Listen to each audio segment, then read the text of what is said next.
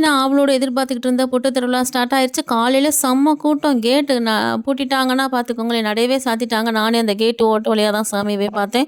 So அப்படியே வந்து அப்படி கொஞ்சம் நடந்து வந்தோம் அப்படின்னோனே, என்னுடைய ஃபேவரட் நந்தீஸ்வரர் இருக்காரு. ஸோ அவர்ட்டயும் போய் அப்படியே சாமிய கும்பிட்டுட்டு, அவர்ட்டயும் ஆசீர்வாதம் வாங்கிட்டு, அப்படியே ஒரு 10, 15 ஸ்டெப் வந்தோம் அப்படின்னா, இங்க ஒரு மண்டபம் இருக்கு. ஸோ இந்த மண்டபம் பார்த்தீங்க அப்படின்னா, இங்க தான் வந்து எல்லா சாமிகளும் எந்தெந்த சாமிகள்லாம் கோயிலுக்கு வருதோ, அவங்க எல்லாருமே இங்க தான் அமர்த்துவாங்க. ஸோ இன்னைக்கு என்னென்ன சாமிலாம் வந்திருக்காங்க அப்படின்றத பார்த்துடலாமா? ஸோ மதுரை மீனாட்சி அம்மன் கோயிலேருந்து சாட்சாத் அந்த மீனாட்சி அம்மனே வந்து இங்கே வந்திருக்காங்க.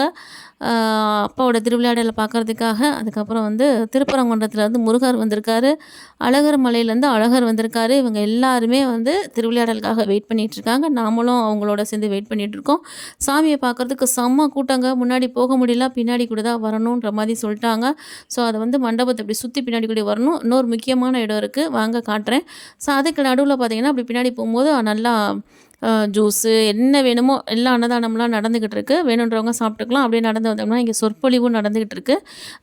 இந்த கோயிலை பற்றியான நல்ல விஷயங்கள்லாம் சொல்லிகிட்டு இருக்காங்க. அப்படியே கொஞ்சம் நடந்து வந்தோம்னா எவ்வளோ பாருங்கள், பக்தர்கள் எவ்வளோ பேர் உட்காந்துருக்காங்க.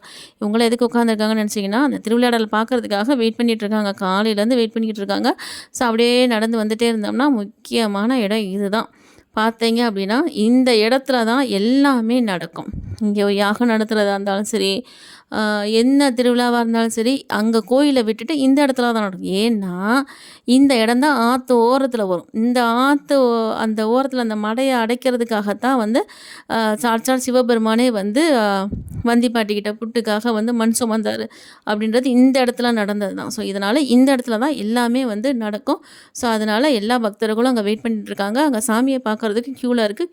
க்யூவாக நானும் போய் சாமியெல்லாம் பார்த்து தரிசனம் பண்ணிட்டு வந்தாச்சு. ஸோ அடுத்த திருவிளையாடலுக்காக வெயிட் பண்ணிகிட்ருக்கோம். இன்றைக்கி ஈவினிங் வந்து 5:30 மணிக்கு மேலே வந்து வீதி உலா எல்லா சாமியும் வருவாங்க. வர முடியாதவங்க அப்படி வீதி உலா பாருங்கள். நம்ம அடுத்த வீடியோவில் வீதி உலா